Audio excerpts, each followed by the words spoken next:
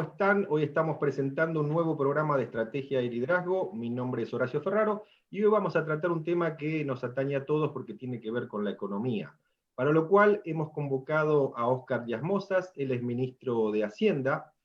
Recordemos que el Ministerio de Hacienda es la Secretaría Estatal que tiene a cargo la de administrar el patrimonio y el proceso presupuestario del Estado paraguayo, así como la formulación y manejo de su política fiscal y de endeudamiento interno y externo. Buenas tardes, ministro, ¿cómo está? Muy buenas tardes, Horacio. Un gusto conversar contigo y a través tuyo con toda la teleaudiencia.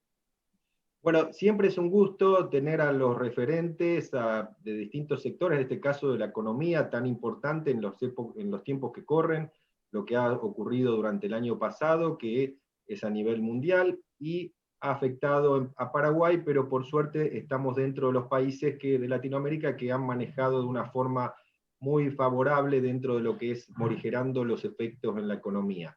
Para comenzar, ministro, quisiéramos si nos podría comentar un poco cómo cerró el año pasado, el 2020, brevemente, así después nos focalizamos directamente en este año. Asimismo, como mencionaste, Horacio, el año pasado realmente fue un año muy desafiante. Veníamos ya de un año 2019 también complejo, con una sequía en el primer semestre que afectó a toda la producción agrícola y obviamente su impacto también en la economía. En ese momento, desde el equipo económico y el Ministerio de Hacienda implementamos un plan de recuperación que se empezaron a ver sus resultados en los últimos 6 meses de ese año y en los primeros meses también del año 2020. Pero como mencionaste, a partir de marzo, con la incursión de la pandemia del COVID acá en Paraguay, se adoptaron medidas, nosotros creemos que fueron oportunas, tanto en materia sanitaria como en materia económica. Y finalmente hoy estamos viendo el resultado de esas medidas, ¿verdad? En materia sanitaria, si bien obviamente el virus está afectando a la población, si nos comparamos con otros países de la región y del mundo, los indicadores ubican a Paraguay entre los de mejor manejo de la pandemia. Y lo mismo también en cuestión económica, ¿verdad? Con la ley de emergencia que implementamos en el mes de marzo, se adoptaron una serie de acciones. Por un lado, fortalecer todo el sistema de salud, brindar todos los recursos necesarios para poder atender esa coyuntura. Por otro lado, también atender a toda la situación, a todo el impacto que las medidas sanitarias estaban generando en las empresas, en los trabajadores, y se trabajó en todo un eje de ayuda económica a trabajadores, tanto formales como informales, también de asistencia crediticia a las empresas y a pequeñas MIPYMES, y finalmente también la obra pública que fue también clave para que finalmente terminemos el año 2020 con unos números, si bien negativos, como te decía, si nos comparamos dentro de la región, Paraguay fue el país menos afectado por esta coyuntura. Si miramos el PIB, que en la última revisión del Banco Central estamos en números cercanos a una caída del 1%, que incluso puede ser menor dependiendo también de la última revisión que van a hacer, ¿verdad? Y en materia fiscal, obviamente también tuvo su impacto, ¿verdad? La implementación de este plan de emergencia y su posterior plan de implementación también de un plan de recuperación, obviamente implicó un esfuerzo fiscal importante y eso tuvo su impacto en el resultado fiscal. Nosotros cerramos el año 2020 con un déficit fiscal en torno al 6,2% del Producto Interno Bruto, pero a su vez también asumimos un compromiso desde el fisco de la vuelta a los niveles de la regla fiscal en el mediano plazo, entendiendo que la coyuntura aún es incierta, ¿verdad? Que se requiere aún ciertas acciones directas de parte del gobierno, principalmente este año. Continuar con la atención en materia sanitaria, seguir apostando también a la inversión pública como dinamizador de la economía, pero ya en los próximos años ir reduciendo esa participación directa del fisco y ir volviendo, como te decía, a los niveles de la regla fiscal. Ahora bien, teniendo un poco el panorama de 2020, también vemos que más de 200 millones en bonos soberanos no fueron ejecutados. ¿Qué implica eso? ¿Cómo se reasigna? ¿Cuál es el proceso posterior? Básicamente todos los saldos de los recursos que fueron asignados a la ley de emergencia fueron incorporados en el presupuesto de este año y van a ser utilizados en los mismos fines, ¿verdad? Gran parte de esos recursos fueron asignados al fortalecimiento del sistema de salud, es decir, que estos saldos van a volver a ser asignados al Ministerio de Salud para continuar con la atención de la pandemia. Ah, perfecto. O sea, ya tienen estipulado la asignación específica, ¿no? Asimismo, eso fue incorporado en la propuesta enviada por el Ejecutivo y que finalmente fue aprobada por el Congreso Nacional. Y dentro de esos recursos están, por ejemplo, los recursos destinados a la compra de vacunas a través del mecanismo de COVAX.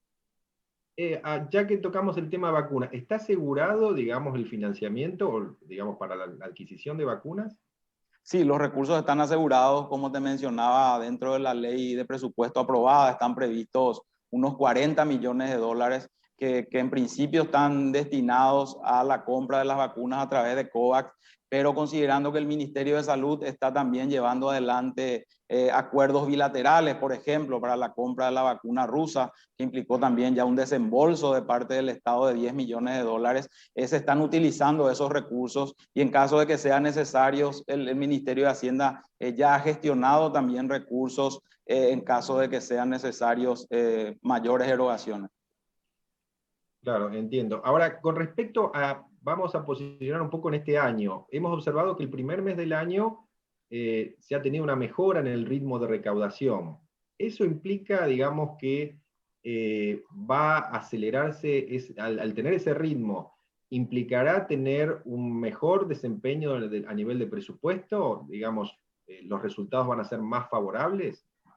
Bueno, lo que pudimos observar nosotros en base a la recaudación tributaria, no solo del mes de enero, sino de los meses anteriores también, es una recuperación económica. Si miramos el IVA, que es uno de los ingresos que recauda la Subsecretaría de Tributación, ha tenido números positivos, o sea, de crecimiento en los últimos 7 meses, ¿verdad? Entonces, eso nos dice que hay una recuperación ya leve, obviamente, gradual de la economía, pero no obstante aún estamos lejos de los números que están previstos en el presupuesto. En el presupuesto o el presupuesto de este año se construye sobre la base de un crecimiento de ingresos tributarios en torno al 8%. En el mes de enero cerramos con un crecimiento de 1.4%. Este mes también estamos viendo números positivos que van a estar seguramente en torno a esos números, en torno al 2 o 3% de crecimiento. Pero como te decía, aún nos falta y seguramente se va a ir cumpliendo de manera gradual esa previsión que nosotros hemos realizado de un crecimiento en torno al 8% de los ingresos tributarios. Y como te decía también, Horacio, ¿verdad? Hay que tener en cuenta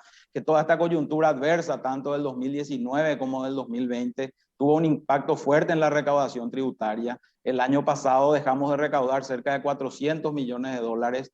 En el año 2019 cerca de 200 millones de dólares, consecuencia de esta menor actividad económica, resultado tanto de la pandemia como de la sequía del 2019. Así que estamos en un proceso, como te decía, de recuperación de las finanzas públicas y esto va a llevar su tiempo. La recuperación no se va a dar en este año, si bien, como te decía, las perspectivas son positivas, tanto en materia de crecimiento económico como de ingresos tributarios, pero esto va a llevar su tiempo y es por eso el compromiso del Ministerio de Hacienda, ya expresado a través de una ley que fue presentada al Congreso Nacional, de fortalecimiento fiscal y de la vuelta a los niveles de sostenibilidad en el mediano plazo.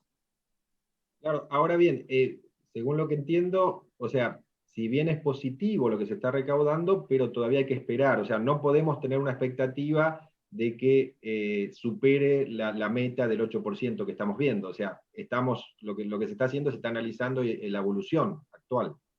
Asimismo, ¿verdad? Es importante también mencionar que siempre los primeros meses del año son meses donde la recaudación tributaria, considerando los vencimientos que empiezan recién a partir del mes de marzo al mes de abril, donde sí se empiezan a ver saltos más importantes en la recaudación tributaria. Hoy todavía no estamos en condiciones de poder decir si vamos a superar o no esa meta del 8%, ¿verdad? Obviamente nosotros vamos a ir monitoreando y estamos siempre tomando las acciones tanto por el lado de la Subsecretaría de Tributación como así también la Dirección de Aduana, que es la otra fuente de ingresos tributarios, de manera que se vayan cumpliendo en principio con las metas que están dentro del presupuesto aprobado y obviamente si supera, bienvenido sea, ¿verdad? Claro, sería muy prematuro hablar de si mejora el tema del déficit o no en este caso. Totalmente, ¿verdad? Como te decía, generalmente el mes de abril es un mes clave, digamos, para ir confirmando las previsiones porque son meses de vencimientos importantes del impuesto a la renta empresarial, del impuesto a la renta personal, etcétera. Entonces, en el mes de abril vamos a tener un panorama mucho más clave en cuanto a las proyecciones para el cierre del año. Perfecto. Ahora, con respecto, esta semana salió el decreto que reglamenta el plan financiero, ¿no? Para la ejecución del presupuesto. ¿Cuáles serían los principales ajustes para, digamos, adecuar a lo que es la meta, ¿no? Del 4%? Sí, ahí es importante mencionar que ya desde la construcción del presupuesto para este año, nosotros hemos tomado varias acciones que buscan la racionalización del gasto público, ¿verdad? Es un proceso ya que el Ministerio de Hacienda viene llevando adelante de varios años y cada año va incorporando más medidas, obviamente buscando la mejor asignación de los recursos y por otro lado también ajustar los gastos a la coyuntura que te estaba mencionando de menores ingresos que tuvimos en los últimos años, ¿verdad? Entonces, dentro de esa línea se tomaron decisiones en materia de restricciones o topes a ciertos gastos que siempre son considerados superfluos, ¿verdad? Gastos en pasajes, en viáticos, bocaditos, aumentos salariales, nuevos contratos, nuevos nombramientos, etcétera. Entonces, ya esas medidas que nosotros hemos tomado en la construcción del presupuesto nos permitió generar un espacio en torno a 180 millones de dólares. Posteriormente, una vez aprobado ese presupuesto y con la implementación ya del plan financiero, que no es otra cosa que el presupuesto anual dividido en meses, es un plan financiero mensual que las entidades van a ir ejecutando este año. También adoptamos medidas adicionales y eso nos permitió también generar un tope en torno a los 370 millones de dólares. Obviamente, en la medida que los ingresos vayan teniendo una dinámica positiva y nosotros veamos el cumplimiento de estas metas de ingresos tributarios, podemos ir liberando este plan financiero que hemos restringido en un inicio, justamente considerando esta situación incierta que aún estamos atravesando, tanto en materia sanitaria como en materia económica. Claro, justo, ministro, estamos hablando del gasto, de las eficiencias, y de la redacción de 5 días hemos hecho un sondeo justamente a la ciudadanía, y la pregunta es la siguiente: si pudieras pedir algún cambio al Ministerio de Hacienda, ¿cuál sería? ¿Mejorar el gasto público, combatir la evasión, invertir en obras, subir gasto social? Y el resultado que nos da hasta ahora es mejorar el gasto público, un 69%, combatir la evasión un 20%, invertir más en obras 9% y solamente un 2% subir gasto social. ¿Qué opinión le merece un poco el resultado del sondeo? Que se han escuchado voces con respecto justamente a que la búsqueda de eficiencia en el gasto, ¿no? Y justamente eso va en línea con las acciones que está llevando adelante el Ministerio de Hacienda. Si hacemos un poco de memoria, en el año 2018, cuando asume este gobierno, lo primero que hace el Ministerio de Hacienda es conformar 2 comisiones tanto interinstitucionales como así también incorporando personas del sector privado. Por un lado, una comisión de los ingresos tributarios, una comisión tributaria, y por el otro lado una comisión del gasto, ¿verdad? En cuanto a la comisión tributaria, finalmente el resultado de esa comisión fue la nueva ley de modernización tributaria que fue aprobada en el año 2019 y que también está hoy en plena implementación. Y en lo que hace a la comisión del gasto se han adoptado, como te decía, una serie de medidas buscando una racionalización del gasto público y por otro lado una mejor asignación de los recursos. En esa línea, desde el año pasado se ha implementado la metodología del presupuesto por resultados, es decir, hemos dejado esa mirada exclusivamente financiera que se tenía a los presupuestos y uno le evaluaba a las entidades en base a su ejecución financiera y no al cumplimiento de los objetivos con esos recursos que eran asignados. Entonces, a partir del año pasado y obviamente este año también, el presupuesto ya tiene un enfoque hacia resultados. Por otro lado, también consecuencia del plan de recuperación que hemos implementado a mediados del año pasado, el gobierno ha asumido un compromiso fuerte en materia de reforma del Estado, y dentro de esas propuestas de reforma, las del gasto público son un punto clave, ¿verdad? Y ahí estamos trabajando en reformas que hacen a la ley del servicio civil, donde buscamos implementar la meritocracia dentro del servicio civil, ordenar las cuestiones relacionadas a los pagos que reciben los funcionarios públicos, y por otro lado también asegurar que el acceso se dé a través de concursos públicos transparentes, ¿verdad? Esa ley ya está hoy en el Congreso y está siendo analizada por una comisión especial que fue creada también en el Congreso.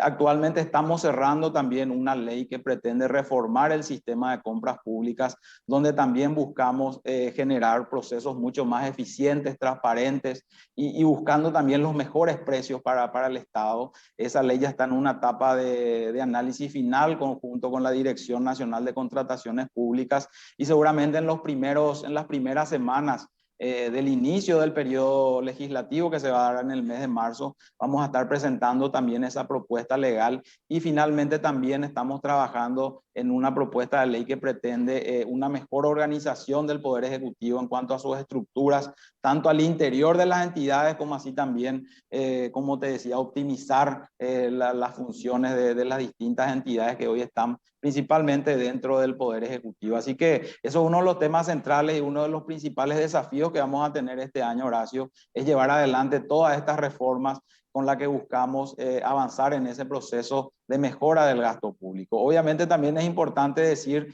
que todos los esfuerzos que está haciendo el Poder Ejecutivo tienen que ser acompañados por los demás poderes del Estado. Nosotros tenemos una influencia mucho más directa en las entidades que forman parte del Poder Ejecutivo, pero también siempre solicitamos que el mismo tipo de medidas o de acompañamientos se den en los otros poderes del Estado.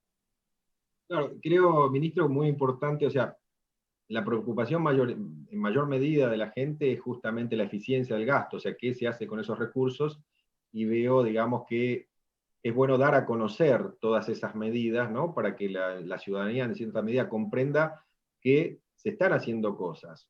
Hay que ver, digamos, la efectividad que tengan en el tiempo, pero lo importante es que se están movilizando en ese sentido, ¿no? O sea, hay una coincidencia entre preocupación y acción, ¿no es cierto? Tenemos que ver con el tiempo, como le digo, el tema de los resultados, pero bueno, en cierta medida marcamos esa coincidencia, ¿no? Así mismo, Horacio, desde el Ejecutivo estamos llevando adelante acciones concretas en ambas líneas, como te digo, por el lado del ingreso, como así también por el lado del gasto, y además de ir sacando estas leyes, obviamente un punto muy importante y clave va a ser en la implementación de estas leyes, ¿verdad? Así que es importante también que la ciudadanía siempre acompañe todo este proceso, tanto de la discusión legislativa de las leyes, como así también en su implementación, que como te decía, es muchas veces más importante que la ley en sí. Claro. Ahora, con respecto a otro tema, pasando a otro tema, la caja fiscal. Algunos economistas se han manifestado con cierta preocupación porque para financiar la caja fiscal se han utilizado ciertos recursos, ¿no? Del Tesoro, o tengo entendido parte de fondos que eran destinados a la parte sanitaria. ¿Está previsto algún proyecto de reforma para solucionar esos problemas de fondo que tiene la caja fiscal?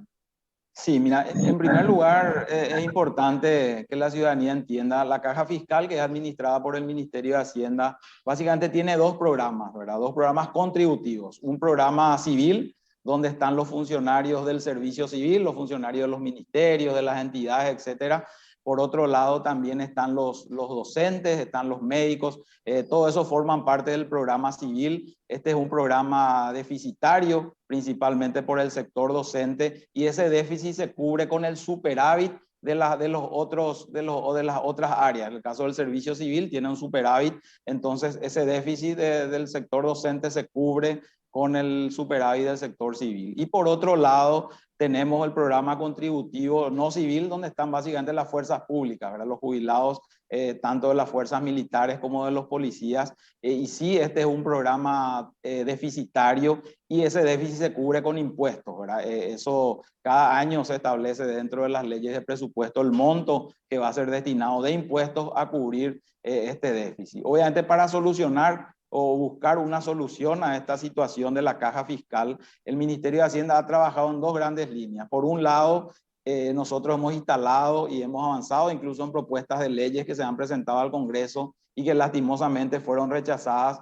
que buscan por un lado tener un regulador del sistema, ¿verdad? El sistema de jubilaciones está formado por varias entidades, una de ellas es la caja fiscal, pero también tenemos al IPS y otras cajas menores que requieren de un regulador, ¿verdad? De manera a que tanto las inversiones que realicen estas cajas y todo ese manejo en cuanto a las tasas de jubilaciones, etcétera, puedan estar enmarcadas dentro de un régimen que pueda ser monitoreado y controlado, ¿verdad? No obstante, nosotros vamos a insistir, hemos hecho algunos ajustes a esta propuesta de ley que pretende establecer esta superintendencia de pensiones. El Ministerio de Hacienda seguramente este año va a volver a poner a consideración del Poder Ejecutivo esta ley. Y en paralelo, en lo que hace específicamente a la caja fiscal, nosotros estamos haciendo trabajos, en primer lugar, actualizando los cálculos actuariales y a partir de esa información poder ver cuál es la mejor alternativa para dar una solución a esta problemática que hoy tiene la caja fiscal. Como te decía, hoy estamos viendo ya déficit en algunos programas, el programa de las fuerzas públicas, como así también el de los docentes. Entonces tenemos que buscar una solución o un mecanismo que dé sostenibilidad y que obviamente no requiera de recursos de parte del fisco. Acá es importante entender que los recursos que están cubriendo este déficit finalmente vienen de todos, ¿verdad? Y hoy tenemos una situación donde solo el 20% de la población ocupada puede acceder a la jubilación. Sin embargo, el 100% de la población está subsidiando a ese pequeño sector que hoy está generando déficit. Entonces tenemos que buscar una solución integral que dé respuesta tanto a los afectados o a este grupo de la caja fiscal, como así también a la ciudadanía. Claro, porque en cierta medida si pasa demasiado tiempo, o sea, se va agravando, es un tema puntual, prioritario en cierta medida para conseguir soluciones, ¿no? Así mismo, ¿verdad? Es un tema central y es una preocupación del Ministerio de Hacienda y como te decía, esta ley de superintendencia de pensiones ya es una ley que se trabajó hace 2 años y como te decía, vamos a insistir nuevamente con eso porque nosotros creemos que es el principio para tener un regulador de todo el sistema y dentro de esa regulación obviamente va a estar también la caja fiscal y en paralelo tratar de solucionar esta cuestión de déficit puntuales en estos sectores que forman parte de la caja fiscal. Sí, de acuerdo. Ahora, yendo un poco a otro tema que tiene que ver justamente con endeudamiento, se habló, digamos, para el tema inversiones, ¿no? Que en cierta medida se sostiene con cierto endeudamiento, ¿no es cierto? Y en algún momento se habló de un tope, ¿no? Para el endeudamiento a nivel país. ¿Eso está previsto en algún momento? ¿Cómo lo están viendo? Sí, nosotros en esa ley que te mencionaba de fortalecimiento fiscal, donde básicamente establecemos dos grandes líneas de acción. Por un lado, acciones de corto plazo que nos van a permitir volver a la convergencia fiscal en el mediano plazo y por otro lado modificaciones permanentes a la ley de responsabilidad fiscal que tiene el Ministerio de Hacienda o que tenemos todos, ¿verdad? Y dentro de esas reglas fiscales se ha incorporado un techo a la deuda, ¿verdad? Ese techo no debe superar el 38% del Producto Interno Bruto si es que el déficit de ese año es del 1,5 y puede ir hasta el 40%, pero si el resultado fiscal negativo es del 1%, ¿verdad? Entonces, todas estas cuestiones se basan en estudios que se han hecho no solo dentro del Ministerio de Hacienda, sino también con ayuda de organismos internacionales y eso ya está a consideración del Congreso Nacional, ¿verdad? Y ahí también es importante, Horacio, diferenciar la deuda total del sector público, que es los porcentajes que te mencionaba, y es lo que mucho se hace hincapié también en la prensa, ¿verdad? Cuando hablamos de relación deuda-PIB, generalmente el indicador que se utiliza es el de la deuda total del gobierno, donde se incluye no solo la deuda de la administración central, que es la que finalmente impacta en el resultado fiscal, sino también de las entidades descentralizadas o empresas públicas como la ANDE, por ejemplo, ¿verdad? Entonces, si nosotros vemos los porcentajes de deuda PIB de la administración central, están por debajo de esos indicadores relacionados a la deuda total del gobierno.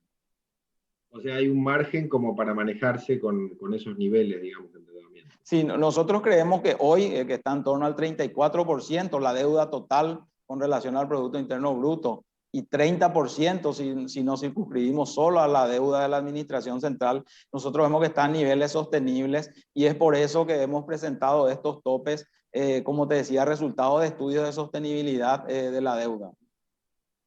Muy bien. Ahora, yendo un poco el tema más bien de comercio internacional, si se quiere, en la última semana se habló mucho de una reunión que mantuvieron los presidentes de Uruguay y Brasil, que propondrían en la próxima cumbre del Mercosur flexibilizar los alcances del tratado, ¿no? Para que se puedan alcanzar acuerdos comerciales bilaterales, ¿no? Por fuera del bloque.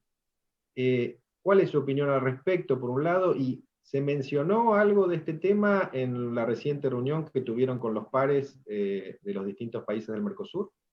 Sí, así mismo, en la reciente reunión que tuvimos de ministros de Hacienda y de presidentes del Banco Central del Mercosur en el mes de diciembre pasado, este fue uno de los temas que se trató.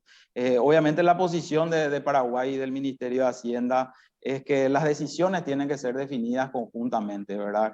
Como todos sabemos, Paraguay es un país pequeño, que obviamente requiere del acompañamiento en todas las negociaciones que hace de los países más grandes del bloque, ¿verdad? Así que Paraguay está de acuerdo en que las negociaciones se sigan realizando de la manera actual, que se hagan de manera conjunta, porque nosotros vemos que ahí se están obteniendo resultados importantes, ¿verdad? Por ejemplo, el último acuerdo que se pudo lograr con la Comunidad Europea se da gracias a ese trabajo conjunto de todo el bloque, ¿verdad? Que hubiese sido complicado si es que Paraguay solo buscaba un acuerdo bilateral con la Comunidad Europea, ¿verdad? Entonces, nosotros vemos que el sistema actual es beneficioso para nuestro país, es decir, que las negociaciones se sigan haciendo en bloque. Hoy el Mercosur es un destino importante de nuestras exportaciones, así que nosotros obviamente apostamos al fortalecimiento del Mercosur. Sí somos conscientes de que se tienen que revisar algunas cuestiones que permitan un mecanismo mucho más dinámico en el avance de estos acuerdos que se hacen con otros bloques o con otros países, pero como te decía, nosotros creemos que las negociaciones conjuntas van a ser mucho más beneficiosas para todos los países miembros del Mercosur.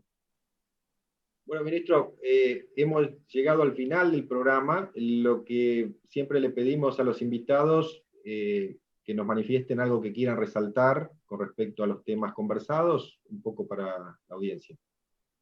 No, como te decía Horacio, ¿verdad? Hay un compromiso fuerte del gobierno nacional, como así también del Ministerio de Hacienda, es llevar adelante una agenda de transformaciones, ¿verdad? No solo del gasto público, sino también del ambiente de negocios, del sistema de jubilaciones que estuvimos hablando, y ese compromiso lo podemos llevar adelante con el acompañamiento de todos, ¿verdad? El Ministerio de Hacienda o el Poder Ejecutivo solo no va a poder llevar adelante todas estas reformas. Necesitamos el acompañamiento, como te decía, tanto de los demás poderes del Estado, el Poder Legislativo, el Poder Judicial, pero principalmente de la ciudadanía. La ciudadanía y la sociedad civil es clave en impulsar toda esta agenda de transformaciones y de reformas que nosotros consideramos que van a ser clave para volver a la sostenibilidad de las finanzas públicas, y por otro lado asegurar también nuestro crecimiento sostenido en estos años, ¿verdad? Así que más bien hacer esas reflexiones, como te decía, este va a ser un año de transformaciones, un año clave